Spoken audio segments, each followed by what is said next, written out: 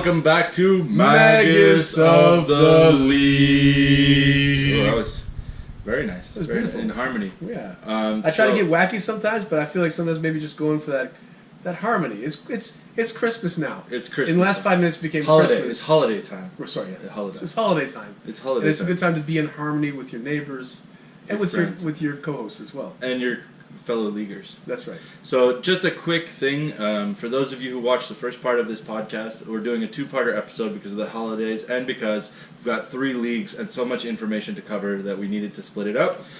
There might be some slight sound issues at the end of the last podcast, so just want to take a minute to thank Face to Face, sponsor of our current competitive league, and our producer Dave Grinas, who really has been helping us look like professionals, even though for making us look glorious. Yeah, even though we do terrible things like lose audio files and do terrible recording stuff. Like we're just the worst. We're unrepentant. It's ridiculous. But I mean, look, that's we'll also thank them now, so we're going to thank them again later on in the episode. So it's really 2 birds, 1 stone. But you might ask yourself, for those tuning in for the first time, who are these people? Yeah, this is Lee Bond. I am Lee Bond. He's the current co-leader in points in Chaos League. Chaos League's our subject today. Who? Well, that's an interesting question. This is a question. I think the co-leader to this is my co-host, Chris York. So this, I think, is the first time at this podcast that we can actually speak from a place of expertise. Authority. Absolute authority. Yeah. Here's the thing. I lost a lot of credibility in Guilds of Ravnica League because I didn't make the finals. If you don't make the finals, the rest of the herd starts looking at you and say, questioning your strategy. Has he lost it? Does he have it? Did he ever have it? And also, like, there's a consistency factor, right? Like, at this point, it's official. I've top-8'd Guilds of Ravnica. I've top-8'd M19. And right now, I'm current top 8 for Chaos, so that's 3 in a row, possibly. I'm starting to get my authority, you know? Yeah. You got your chops. Yeah. So, for anybody who missed the first part of this episode, which is pretty unlikely, let's still run through the quick thing. So, this is Magus of the League, a video podcast talking about League Magic format sealed. That's right. The whole shebang. Yep. So what is Magic League? It's a 60-card format. Yeah. We start with a sealed pool of 6 packs of usually the latest released set. In this case, we're talking about Chaos League. So it's 6 random packs. I predict that Chaos League specifically will last 8 weeks. 9.5. I'm going to say it's 8. Yeah. We'll see who's right at the end of it. Yeah. And every time you lose a match in Chaos League, you can add a pack of a set that you have not opened previously, which means that you're going to have a glorious starting pool. Including your starting pool. Which means at the end of this process, you're going to have a glorious hot mess. You're going to have a truly unique deck. In the history of the world, no one will have a deck that is exactly. We out-randomized Keyforge on this one. That's the way I want to put it. You know, Garfield tried to make Garfield as Magic intended, and we did it. Yeah. So that's basically what it is. I think so.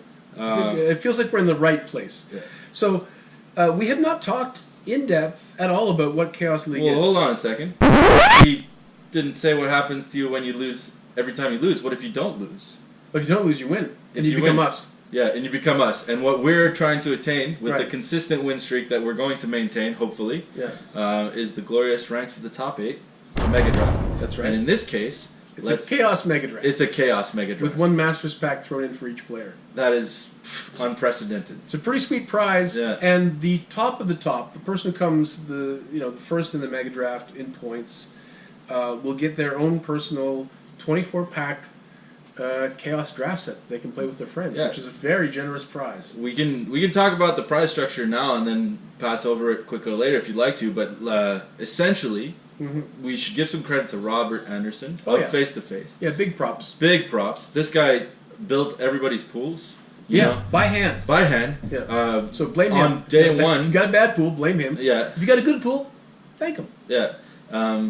With nice little cardboard boxes too. We haven't got a cardboard box in League in a while, thanks to Watsy. So this is great. This is great, and it's just a blank white box, so you can write which packs you've opened, which opponents you've played. Pro tip: keep track of your packs because I lost track real quick. Keep track of your results in case there's any issues with the records later on. You want to be able to establish. Paper trail. So, as many of you know, Face to Face is the sponsor of our league at this time, and they really went above and beyond. I find in this league as appealing to sorry, I got the hiccups, but appealing to the player format. Yep. And it shows, right? Well, it caught on like wildfire. Caught on like wildfire. Biggest turnout. Record-breaking turnout. Record-breaking turnout. So, let's get into that. So there's 41 players yeah. in the Chaos Sealed League. The previous record was 37 players in Battle for Zendikar. Yeah. We haven't seen numbers like this in 3 years. And Battle for Zendikar was the launch league for face-to-face, right? So it was a new format. So new format, there was a lot of hype. Yeah. And this is something like we didn't really know. Like when we took a gamble on Chaos League, I think it was Julian and Gabriel who brought up the idea in chat. Like I was like, my suggestion at first was like, hey guys, what if we do some flashback leagues for sets that we weren't here for? Like what if we did like a Dragons of Tarkir, for example, league? How would that work out? And then people started riffing on that, like Gabriel and Julian, and they said, well, let's just do a Chaos League. And I'm like, oh. Yeah, that seems good. And Chaos as a format, like a lot of people, like I know Johnny Mariani loves Chaos as a format, and there's a lot like Chaos Sealed, Chaos Draft. It goes around. And there's a big like desire for this format because face to face, to my knowledge, has never offered this before. I think nobody's ever offered this before. Yeah, so because sealed formats traditionally with the WotC methodology are usually tied into a release or a pre-release. Yep. So usually they're tied into buying specific packs from the set that just came out and filling out your deck. We make a variant of that by extending it to the format that we're playing, so usually standard. But I don't think in the history of the world this kind of thing has ever been attempted, and with so much success right out the door. Yeah. People are already asking for Chaos League to become a regular fixture in our schedule of tournaments. Yeah. They're expecting it to be an annual. Some people want it to be a biannual event. Yeah. And I guess we'll just see what once WotC announces its announcement day. We see what the product lineup is for the coming year. Maybe we'll have a better idea of where we can fit it in. Yeah. But first, let's conclude this one. Yeah. First, let's explain this one. Well, let's start off. What are we doing? We launched on November 23rd. We did. Yeah, which was 2 weeks ago. So we're already in the thick of it. Yeah, we are. We are. We're already in there trading blows. I'm what 12 matches in by this point. I am as well, I believe. Yeah, I'm 12 matches in. So we're ankle deep. Yeah, ankle deep in the league. But on the first day, it was astounding. We had 32 players show up. We had at one point I looked around. There were 5 tables that were dominated by league players. Yeah. Alone. Yeah. No other like it was a big night at the store. Friday night's always a big night, but this was a night when we really took it over. And we kind of jokingly say that the draft didn't fire because of us, because that's one of the things that always happens. That it's like, we get blamed for drafts. We get blamed for drafts not firing for some reason. From a wealth perspective, from a business perspective, 41 people turned up and spent double the money that they would have on draft. To be fair, for the weeks preceding that, not many people were showing up for Guilds of Ravnica drafts. Yeah, okay. If they got 6 players, they were lucky. Yeah. And if it didn't happen that night, I don't know if it did or not. Yeah. You can tell me if it did. But yeah, overall, way more excitement. Face to Face is excited about the hype of this format as we are, because I think it definitely panned out for both sides, Oh yeah. Yeah. They gave us as a player base, they gave us a nice discount on some pretty rare packs. We saw Invasion going around. We saw Mercadian Masks make an appearance. We saw Judgment going around. Like packs that you haven't seen in circulation for years and years. Yeah. Packs that people normally have no reason to open, but they were happy to open them when they did, man. People were really chuffed. And to open that rare, it's like cracking an old bottle of wine. Plus, some people have gone above and beyond in hunting down some rarer packs for their pool. When we had originally discussed the strategy for opening in our last podcast, I had given kind of some insights on how to do it budget. A lot of people were just like, I'm just going to open a bunch of Masters parks. Man, I saw Alliances opened. Alliances. I did That is some really crazy, wonky stuff. Yeah, I think the best card in that pack was something like Guerrilla Tactics. Yeah. It was not a happy pack opening, but it was a rare pack opening. Yeah, it was. People are going, the store credit for Face to Face is yeah. I'm pretty sure everyone's at an all-time low. Original Innistrad is one of the high picks. A lot of people are going straight to Original Innistrad. I gotta thank Battlebond for that, because when Vincent and I opened a pack of his Innistrad and we got a Liliana the Veil, I think people are thinking, oh yeah, Innistrad. Yeah. It's a strong set. It's a strong set. It's a strong set. Yeah, so, that so far it's been really exciting. Yeah. We've had some insane opens. Yeah. Day one we had, Gabriel Waugh. He opened up Oketra the True, and I think it was a foil. I think Oketra was the foil, and then he opened a Gideon of the Trials in the same pack, non-foil. So two white mythics in the same pack of Ammon Ket. What are the odds on that? We need a mathematician. Very low. Very low. Very, Yes. very, I think very we can low. safely say it's very. Well, low. it's the odds of one mythic in a pack time the odds of, which is like 1 in 35 packs, right? Something like that. Yeah. Multiplied by the odds of a foil rare in the pack. Mm-hmm. Or foil mythic in the pack. Foil mythic in the pack, which is already like 1 in 365. It's and astronomical. then multiplied by 1 out of 5 because it has to be on the same color. It's pretty high. I'm gonna make a little note to do the math on that. Yeah, it's pretty astronomical. I'm gonna say, between that and a lottery ticket, I would have took the lottery ticket. So that was insane to see. Yeah. It was sickening. Very sickening. Very sickening, Yeah. but in a good way. We also had Hussein, who's a new league player. Yeah. He opened an M19 Tezzeret and a Xenagos, the Reveler from Theros in the same pool. So he had two Planeswalkers straight out of the gate, and he's been using them to great effect. Oh yeah. Yeah. Because I haven't seen. Oh, his record's not good. No. No. But he's been using them to great effect. to great effect. Has he been challenging some top players and not strategically? I mean, I've only seen him in games that he's been winning with Tezzeret. I think I've seen I think he's only won 3 matches so far, but of those I've seen 2 where he's been dominating with Tezzeret. Yeah. Yeah. Because I've seen. And props to him. Sorry to interrupt. Yeah. Quickly. I props to him because he's got all the proper tokens. He's got all the proper. Every single one. Yeah, he bought In the pack? Satyr tokens. Oh. Specifically to go with Xenagos the Reveler. Really? Yeah, he takes his Take it tokens very seriously? very seriously. Well, some people will appreciate that. I like the back of a cardboard piece of paper. Or drawing on a little piece of slip. Draw your own dude. I think that we have a new player, Simon, as well. He came to Benelux for the Benelux Brawl Yeah. last week. He had a folder full of tokens for everybody to share. Yeah, he did. That was intense too. I don't think they were for a share. He just opened them No, up. he offered them around. Oh, really? He said, everyone needs some tokens. I'm I've the got token 'em- king. I've got them all. Yeah, we should talk about the Benelux Brawl. We'll Yeah. put that on the... We'll put it on the roster, but let's get through it. We're going to jump into a strategic segment that you've aptly named Controlling the Chaos. Controlling the chaos. So we're 2 weeks in. A lot of people are rebuilding, still building, all that type of stuff. Yep. Chris, give us some insight. How do we approach this format? Okay, so we'd first discussed this, I think, 2 podcasts ago when we said, look, the first obvious, logical thing to do is to add another Masters pack and another Masters pack until you have all those taken care of. Why? Because you get 15 cards instead of 14. Why?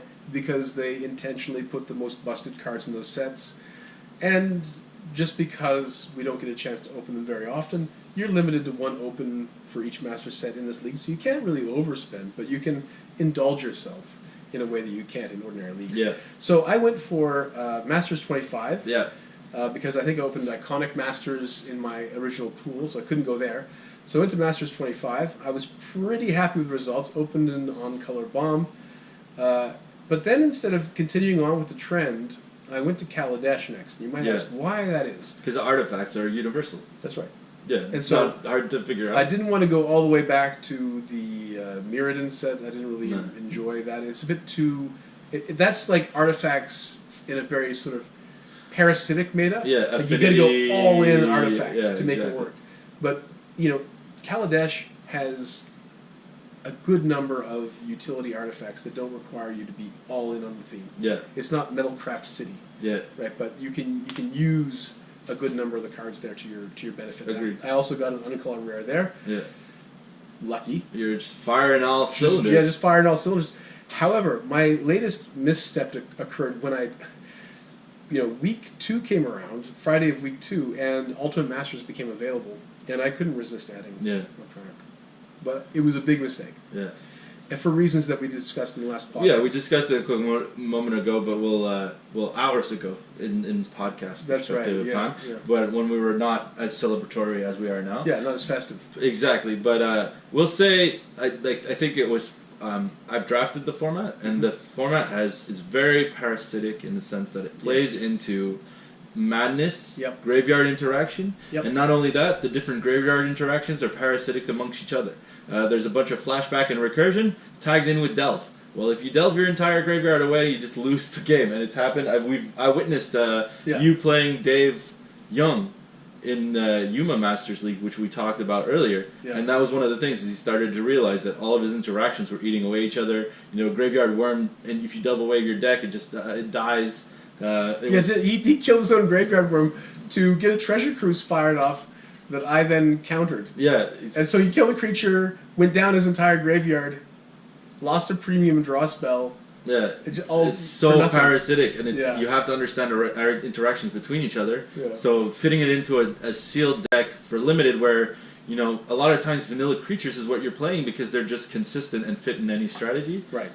These kinds of cards, man, they can punish you so hard. Yeah, I think I got a bit carried away with the Ultimate Masters madness. I was in there with you too, and I absolutely regret it. So what'd you open? What was your rare? My rare was a Creeping Tarpit. So I'm gonna say this right here. In terms of value, I'm doing really well. Yep. In terms of league, I'm doing terrible. Creeping Tarpit, though, I mean, are you playing those colors? No. Okay, then it's so here's my thing. I have become officially what I'm going to call the Land King. You know, I have opened in this league Arid Mesa, Cascade Bluffs, and Creeping Tarpits on punishment packs. Okay. So for a guy who is 9-3 with 3 punishment packs, opening no on-color bombs, Mr. Lands, all lands. You know, you're the Land Baron. I'm the Land Baron. I'm the Land Baron. Now, is this going to affect my play? We'll see. But it might catch up to you. It might catch up to me. I think it's going to punish me real hard at some point. I've been struggling real hard to figure out how. Yeah. I've been building decks that turn uncommons into mythics. Is how I've been doing. With this pool that you're running here, you must be succeeding by chasing the fish, I guess. No, actually, I've been playing some pretty high up players. Yeah. I actually took down Chris Gortz, who's a reputed top 8 fighter. Before he's tough. Dunkin' Donuts the other day. Yeah. You got him. Yeah, I got him. He was hungry for a match. He was hungry for a match. Yeah. And I got him. Good. What else have I played? It's tough. We haven't played yet, but I know week 1. We practiced. We practiced. You saw me take down some big... I think I took down Johnny, too. Maybe so. In the first week. I'd have to go back. But I owned you in that practice match. It's true. There's nothing special about my deck. Here's my approach. Right. I sit down at the table, I'm like, there's absolutely nothing special about my deck. What do? You're on the defensive. You're like, oh man, this deck must be crazy. Combos for days. Bombs. Then I play 2-drop, 3-drop, 4-drop vanilla creature, smash face, and you're like, why am I holding up a counter spell for this stuff? You know? And then the game 2, you're like, oh, counter the 2-drop, 3-drop, 4-drop. And then I'm like, here's my one playable rare, which is Fateful Showdown, the worst card in Kaladesh, 7 damage face, because I've been holding up all these lands for no reason. Yeah. You know? Yeah. Or you give him a cheeky, like... I took down Pigeon.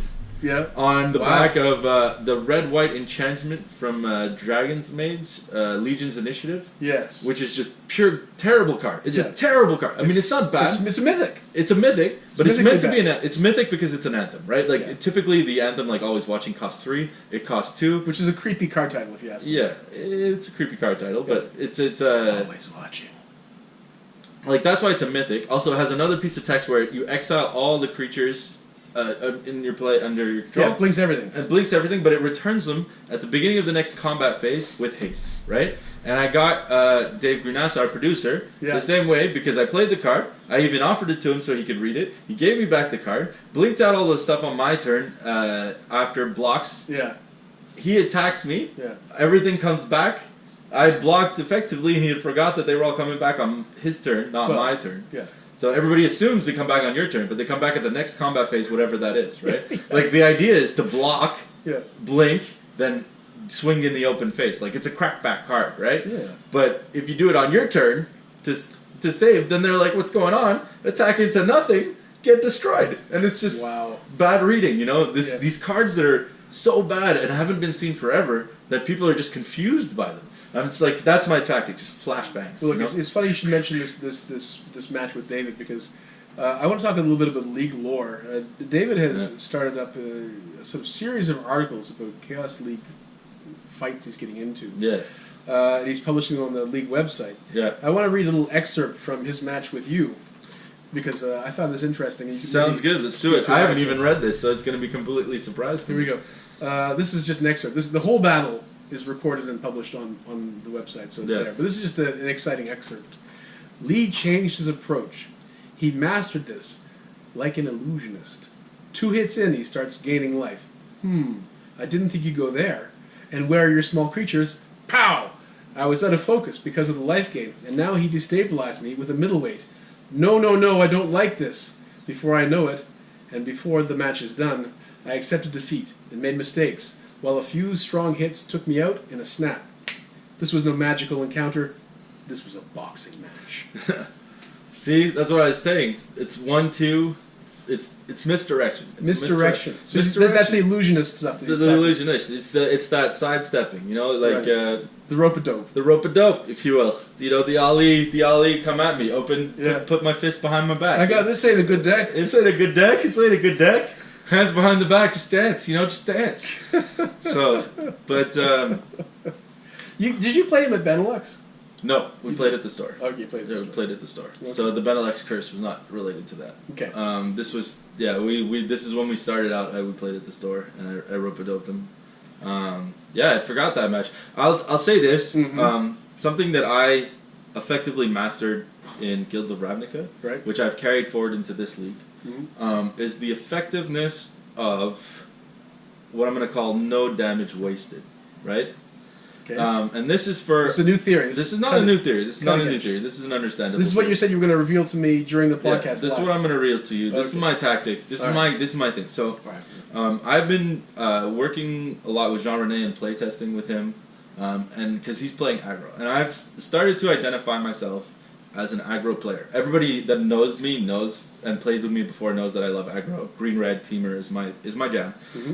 Christmas colors. Christmas colors, exactly. You know. The reds, the greens. So the difficulty in playing aggro is when you get brick walled, right? And I started to look at this concept of playing 2 moves ahead instead of the turn that you're at, right? Because the thing is like if you get brick walled, you got to be thinking about how I'm going to push through that next point of damage, how I'm going to push that next 2 point of damage. And the other thing too is you start thinking about lining up your damage so that you're not.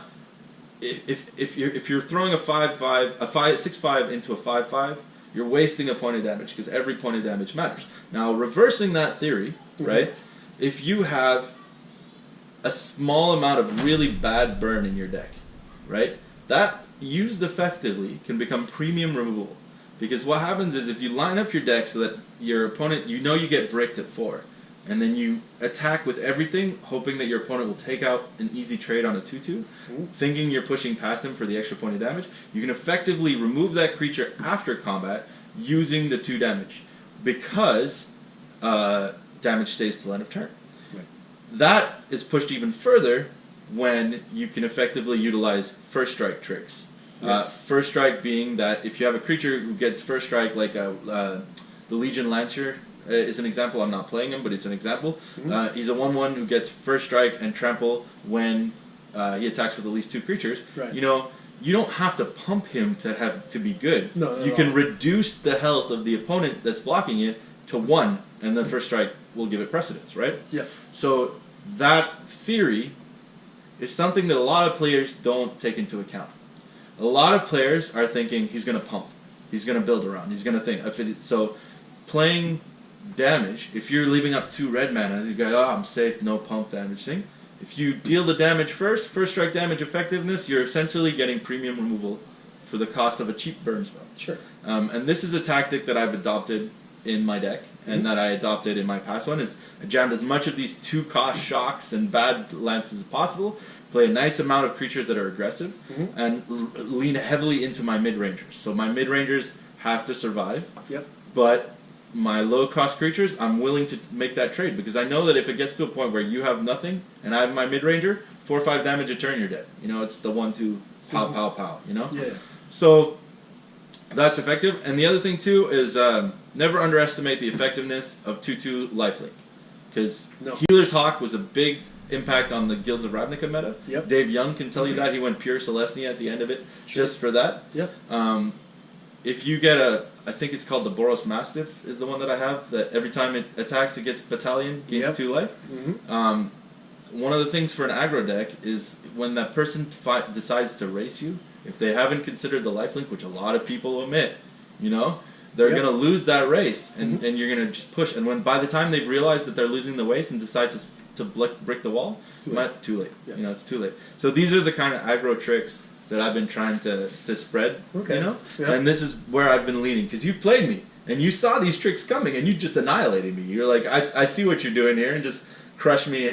I played a different game. Yeah. I played a different game than you. But if I get people into my game plan, that's another thing about Magic, is if you get people into your game plan where they're responding to what you're doing, and they're not doing what they want to be doing, you can push people around, you know, and that's kind of like a little piece of a tidbit, especially in Chaos League. It's there, you know. So, anyways, that was my 2 cents. No, it was good. It was good. Yeah. Look, you're at the top of the standings for now. Yeah. For now. Well, I got you on tiebreakers, but you're still in a very respectable position. That's true. And you're gonna probably in all likelihood keep going forward. Yeah. We should talk about the Benelux. Yeah, we'll do that, and then one other thing that I'd like to talk about. Okay, so last week we had what we call the Benelux Brawl, which is where a bunch of players get together outside of the shop. Yeah. Typically imbibing alcohol. Yeah. So let's say this. At the second floor of Benelux. Up in it's a microbrewery near the store. That's right. 2 minutes away from the store. Yeah. And the point that you can take away from this, if you're a league player or trying to push the format, you don't have to play your matches at the store. I often play my matches with my neighbor late at night. Yeah. The only rule is get your slips in before Friday 9 p.m. or they won't count. So this opens to a more fun, casual environment like Benelux. Exactly. So this led us to the Benelux Brawl. Benelux Brawl. So we had 13 players there for the week. Was it week 1? End of week 1? Yeah, it was end of week beginning 2. Week 2. End of week 1, beginning of week 2. Yeah. That's right. So people were eager to get their matches in. We had a very good turnout. There's something called the Benelux Curse. Yeah. And now this might put a chill on some, but know this: at any tournament, there is going to be the person that goes 0-3. Correct. Any draft, there's going to be at least one person that goes 0-3. There's going to be at least one person that goes 3-0. Whoever takes the 0-3 result from Benelux, we call the recipient of the Benelux Curse. This time it was Vincent Thibault, who went home with his tail between his legs. He was really hoping for a win. He was seeking out opponents, I think, that he maybe sensed were a little tipsy. I mean, he seeked me out, you know. Yeah, and he got rope-a-doped. He did. So he received the curse last time. Next time is going to be next Sunday. Yeah. Again at 5:30. We're going to do the Secret Santa draft at Benelux. So we're looking forward to more cheery times there. In terms of getting back to what you wanted to say, you wanted to add something else as well to the Benelux Brawl. Mine wasn't related to the Benelux Brawl, but okay. I would love to. I think I would like to say on the point of that is like I really do encourage this kind of thing. Playing offsite. Yeah, playing outside is really fun. You know. We tried deli donuts. I do it all the time. At this point, it's become my preferred for this league. I love the deli donuts. You love the deli donuts. Well, I'll tell you what. You go Friday night. Yeah. You get a draft. Get yourself ramped up. Yeah. Get ready to go. You know, Yuma just comes out, draft up. Yeah. All these players who are sitting there waiting, getting anxious, love their predator thing. Yeah. Finish your draft, feeling in a good place. You're like, you know what? Store's closing up. Let's go to Deli Donuts. Then you get them, and they've been waiting all day. They're tired. They're bored. You sit down. They've been hanging around. Play me. Yeah. And you just get them. You're like, hold on a second. Go grab a seat. Get yourself a nice turkey sub, cup of coffee, feeling 100% refreshed.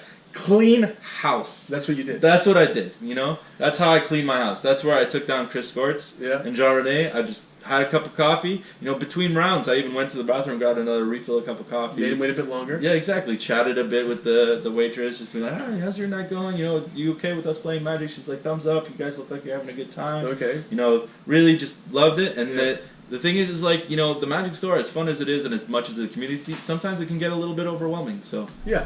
You need, a change of pace, a change of venue is much appreciated. Yeah. So I agree.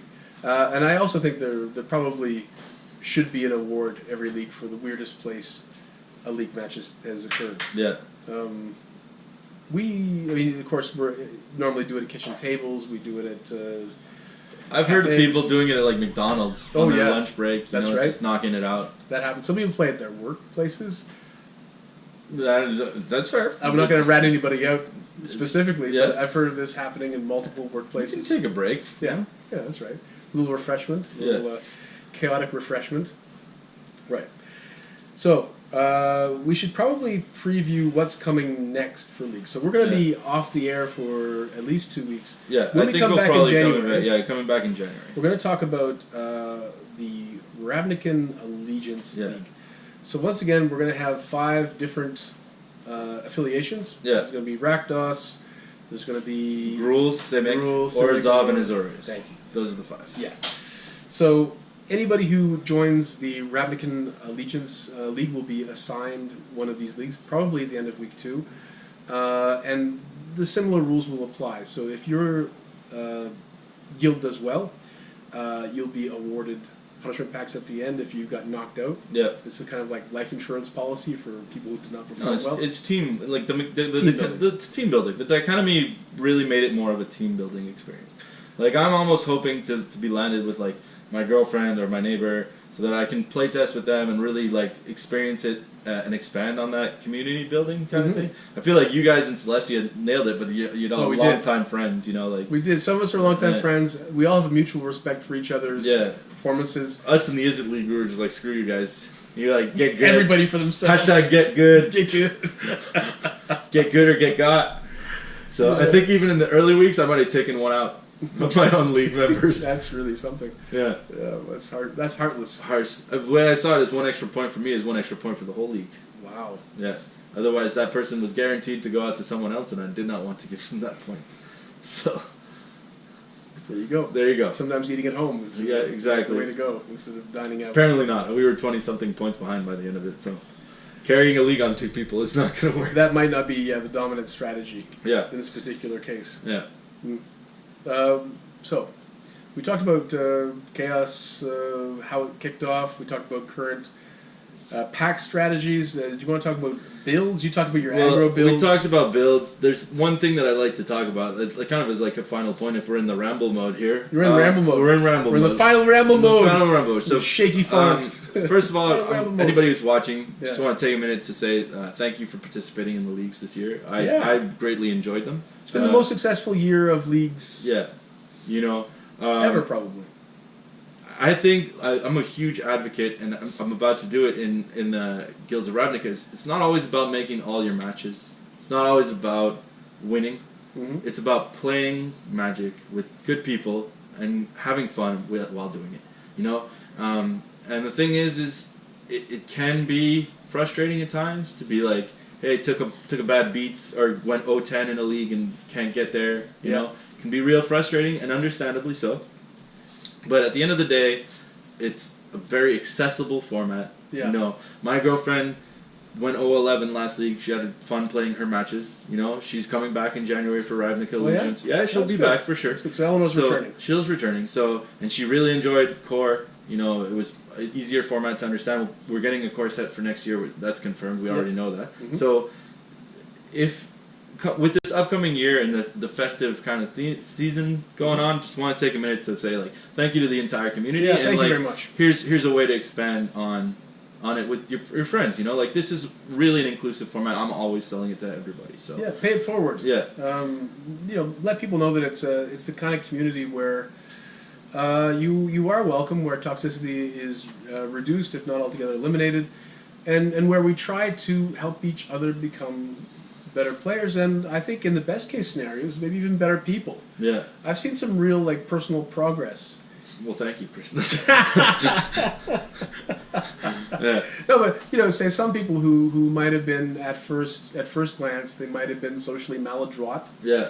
Or you know, not necessarily in the spirit of things. Over time, I've seen them really warm up and blossom as people. So I'm not going to say it's some sort of magical sauce you apply to your life and it makes you automatically better. God bless us, everyone. Exactly. Yeah, it's a bit like that. Yeah. But I do think there's value in being part of a community in helping build the community, Yeah. and giving back and paying it forward, Yeah. all that good stuff. And at the end of the day, like I said, this is a format. We're lucky to have a format where you can just put a bunch of packs together and play. Everybody always says, I want that feeling that I put a bunch of packs together and play. Here's the format. This is it. This is the reason why you first fell in love with Magic. Yeah, exactly. So, super grateful for that. Now, that being said, my point that I wanted to end on, my ramble, if you will, I've said it many times through this podcast, will not be attending Guilds of Ravnica Final 8. It also means I'm going to be 2 weeks behind on Chaos Draft. Or Chaos League. Is this your appeal to the players? No. This is not my appeals. This is a strategic discussion. Okay. So, this is what I was talking to you earlier. That I was like, this is what I'm not going to totally reveal. Okay, here's the secret. Here's the big secret. This is inside. Yeah. I want to talk about being a comeback kid because we've seen it many, many times, right? We have. And I'm about to go into a situation where everybody's going to be 2 weeks ahead of me in packs. Mm-hmm. Everybody knows what I've been playing because I told them on the thing. Mm-hmm. How do you fight through? Win back that top 8 position because I'm not going to be top 8 when I get back. Effectively, it's impossible. I'll probably be in the middle of the range. Right. Now I'll have the room to get back up there, which will not be the case for most of the top 8ers who have played out. But I'll have to play 6 matches and win respectively to get back in, which can be difficult midway through a league. My strategy is this, and tell me how crazy this sounds. All right. I am going to spend the week playtesting with a friend. Rebuild from the ground up. A completely new strategy. Off the boards. Ridiculous. So you're going to go completely new colors. Exactly. Okay. The idea being, when I come back, people won't know what I'm playing. Won't expect it. People think I'm easy prey. Maybe I'll knock out 2 or 3 wins. I might end up losing 2 or 3 and taking some packs. But if I can get 4 out of 6 wins, I think I'll eke my way back into that top 8 Are you going to shave your beard and change your name too? Or? Yeah, maybe. Okay, just to complete the illusion. Just come back. I'll start wearing a Mickey Mouse mask that I'll bring back from Disney World. Right. Just be like, really do it. I think, especially in a format like Chaos, there is playing on people's not knowing what's going on. Mm-hmm. And I'm going to try and maximize that. That's my comeback situation. Okay. Now, we mentioned in the previous podcast, he shamed me for giving you bad advice and fighting it out. But one of the wins that you peeled off was exactly that tactic. Sure, sure. Pulling out a deck that no one could see coming on a mechanic that had some decent synergies. Yeah. And just building a plan. But Lee, let me say, our cases are not analogous. You can always count on me to speak frankly and plainly with you, if nothing else. And that's correct. I think there might be something that you've overlooked. What have I overlooked? Okay. What you've been doing so far, whatever that is, it's been working. Yeah. When you come back, you completely reinvent yourself. Are you going to screw yourself just for the sake of playing something different? That's an argument. Are you going to abandon a winning strategy for a That's an argument, but random strategy? The counter argument that I have to that is that the winning strategy that I have now probably won't be a winning strategy when I come back. That's fair. Yeah. That's the thing is what works in week 1 does not work in week 4. Yeah. What works in week 4 does not work in week 8. And taking the preemptive change might be a way for me to push a couple of wins out rather than going 0-6 right away and then having to refight my back. Because the thing is too is I'm still coming from a perspective. One of the perspectives that I learned to adopt through the last league is getting to that threshold of wins that's going to guarantee you a top 8. Right? Like when I got to 17 wins, I was like, Chris, this is it. I'm in. Yeah. I think it's going to be a similar number, right? So starting out week 3 at 9 puts me in a good place for that threshold, right? Mm-hmm. It won't be that much more. I think it'll be similar. I think it'll be 17. I think it'll be 17 because I think that's the magic number. That's the magic number. That's my last time we had said it was 14. Mm-hmm. This was a bit longer. It was, but it was 14. Getting you into the top 8, it was 14 was the magic number. Yeah. I think 17 will be the magic number just because you have to go by increments of 3 due to the play cycles, right? 3 matches a week. Mm-hmm. So I think it's going to be 17 to guarantee. To guarantee. The magic number will probably be more around 15, 14 again. Mm-hmm. So getting to that 15 is going to be not easy, but I only have to win 6, which is less than a lot of people can say, Oh, yeah.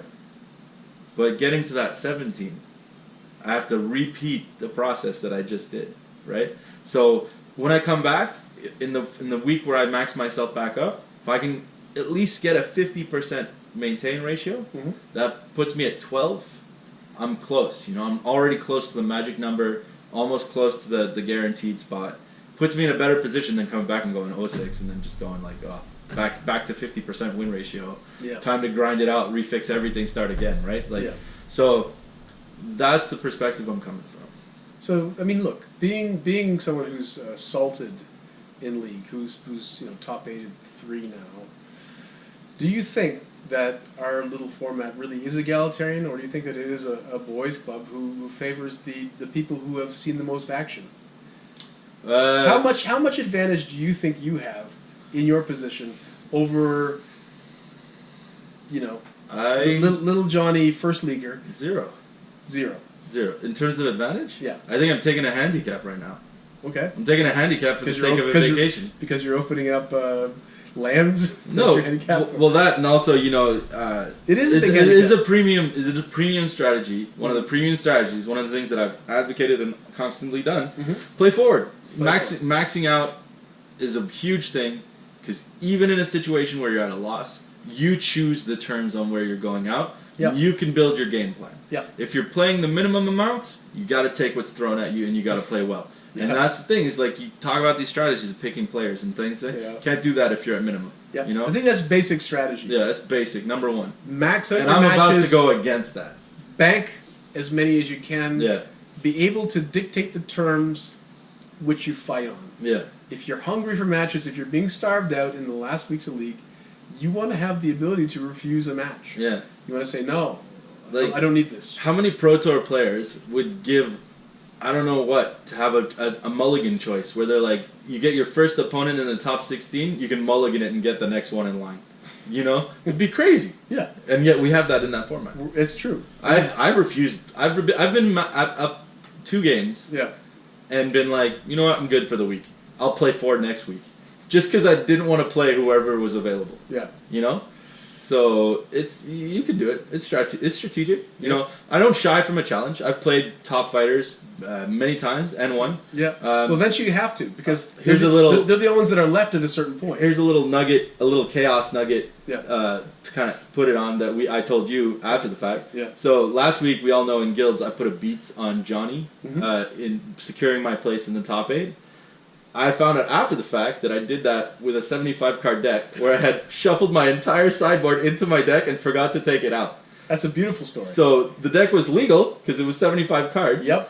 It was playing 23 lands, 50 spells. Yep. And I think I got him on a hijack, which is a sideboard card that I play.